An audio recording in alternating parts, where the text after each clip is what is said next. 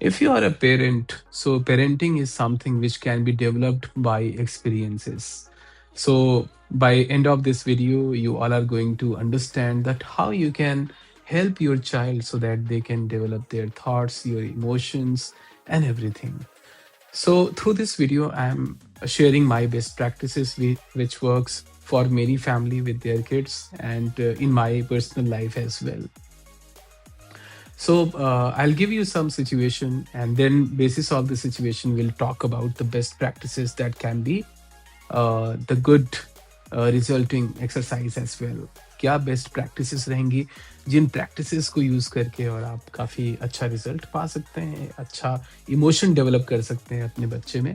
एक सिनेरियो लेते हैं, लेट्स से कि आपका बच्चा जो है वो सोशल बहुत ज्यादा है, but at the same time पढ़ने में बहुत कमजोर है। एज लेके चलते हैं कि अभी वो 8 साल, 9 साल का है। अब ऐसे में आपका कंसर्न तो है कि बच्चा पढ़ाई में नहीं ध्यान देगा, क्लास में पीछे आते-आते एक ऐसी भी कंडीशन आ सकती है जहाँ पे स्कूल टीचर मीटिंग रखते हैं, उस मीटिंग में आपको एम्बैरेस होना पड़ सकता है। तो वो सारी चीज़ें अवॉइड करने के लिए फर्स्ट थिंग जो आपको करना है, देखिए अभी 8 साल का बच्चा है, बहुत लेट नहीं है। अच्छी बात ये है कि अभी हमारे पास समय है। लेकिन आपको एट द सेम टाइम ये भी समझना पड़ेगा कि पढ़ाई सब कुछ नहीं है।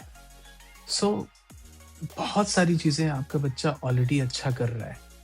लेकिन एक दिन आएगा जिस दिन में वो शायद अच्छे टाइमली वो सुबह नहीं सो के उठा होगा, या फिर वो स्कूल बस के लिए काफ़ी रश में गया होगा, लास्ट मोमेंट पे शायद स्कूल मिली होगी या फिर छूट भी सकती है, शायद आप उस दिन उसको ड्रॉप करने गए अपने पर्सनल व्हीकल से। उस दिन आपके ऑफ़िस में कुछ ऐसी चीज़ें थी जो आपको एक मेंटल स्ट्रेस दे रही हैं, and at the same time let's say कि कुछ और भी चीज़ें हैं जिनकी वजह से आप थोड़ा स्ट्रेस, एंग्ज़ायटी या फिर अनकंफर्टेबल आप फ़ील कर रहे हैं।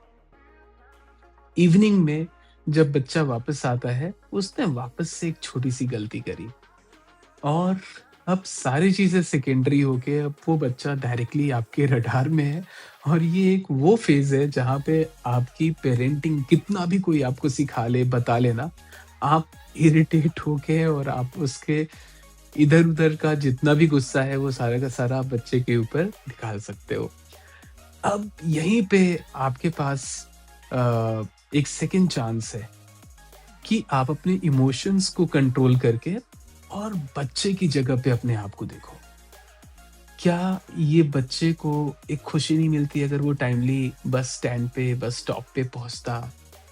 आपको उसको वहाँ तक छोड़ना ना पड़ा होता। जो चीज़ें आप चाहते हैं वो आपका बच्चा भी चाहता होगा। लेकिन at the same time conditioning ऐसी है कि जिसकी वजह से वो चीज़ें नहीं कर पा रहा जो खुद वो चाहता है, या फिर आप जो चाहते हो कि आपका बच्चा बने। अब ऐसे में क्या आता है, बच्चा कभी खुल के नहीं कह सकता कि डैड, मॉम मेरी आप सपोर्ट करो। क्योंकि बच्चे तो बच्चे हैं, आप एक बार सुनाओगे वो अपने आप को प्रूफ करने में लग जाएगा कि नहीं मैं अच्छा करूँगा। लेकिन एट द सेम टाइम उसको अभी राइट या रॉन्ग पाथ पता नहीं है। अब ऐसे सिचुएशन में शाम की वो कंडीशन ले लेते हैं, करेंगे क्या?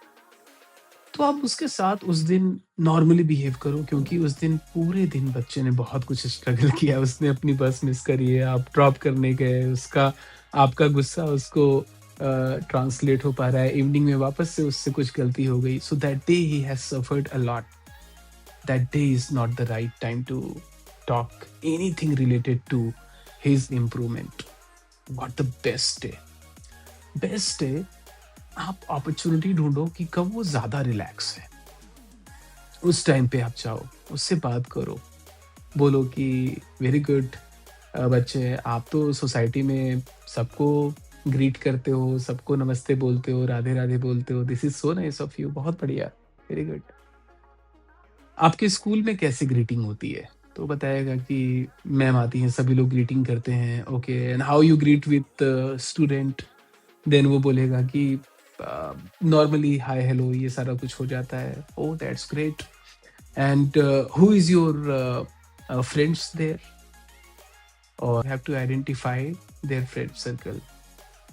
and then talk about कि let's say today you are in a position wherein you literally thinking about कि आपको अच्छा करना है, तो उस अच्छा करने में आपका दोस्त क्या कंट्रीब्यूट कर सकता है, and then you got to know that uh, another child is not at all good in study, and that is what reflection exactly in your child. So now you have analyzed the root cause as well. So for this specific child, the root cause was his surrounding in the school. It may apply to other kids, it may not. So second root cause you have to identify. Thank you.